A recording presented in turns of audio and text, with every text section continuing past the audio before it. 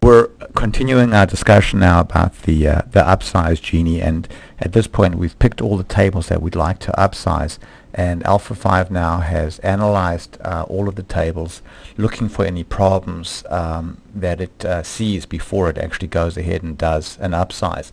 Now the types of problems that Alpha 5 is going to encounter are the following. In Alpha 5 you can have as many order increment fields per table as you want, and also those order increment fields can be defined as character fields, numeric fields, date fields, time fields, etc. In SQL Server, or any SQL database for that matter, there's typically only one order increment field per table, and the order increment field is a numeric field.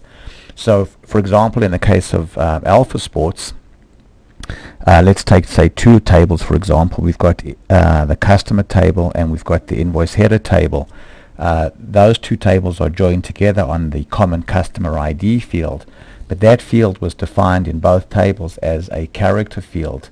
So Alpha 5 is going to need to convert the customer ID field in the customer table to a character value, to a numeric value, sorry, and similarly it's going to need to convert customer ID in the invoice header table to a numeric, and then change the existing values, and then also make sure that the relationships are maintained. So if a value in the customer ID table was changed from, say, 0001, which would be a character value, into just the value of 1, then the corresponding change must be made in the invoice header table so that the relationship is maintained.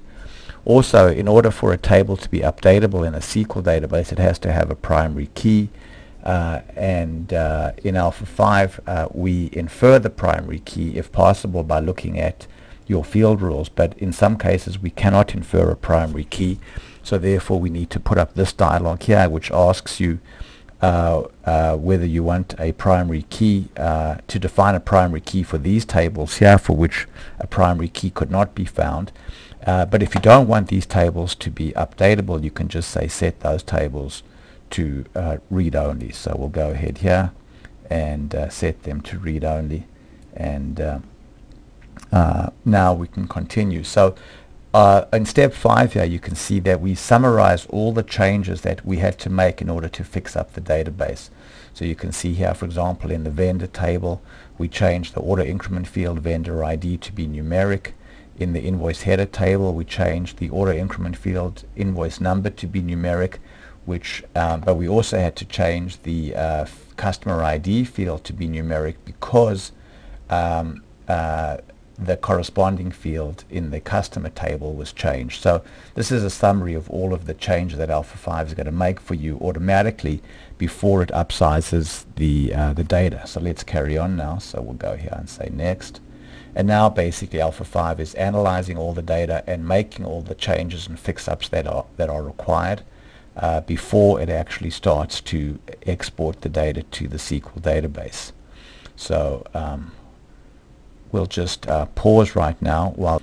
Okay, so now at this point Alpha 5 has finished analyzing the data, and it's now exported all of the data to the SQL database, and now it's creating active link tables so that your application can continue to work. So here are all of the active link tables for the updatable tables, and now in a second pass it creates all of the active link tables for the read-only tables. And now we carry on. So now we're basically creating a new database, which is our Upsize database, and at this point now we're done. So let's pause now and pick it up in the next video.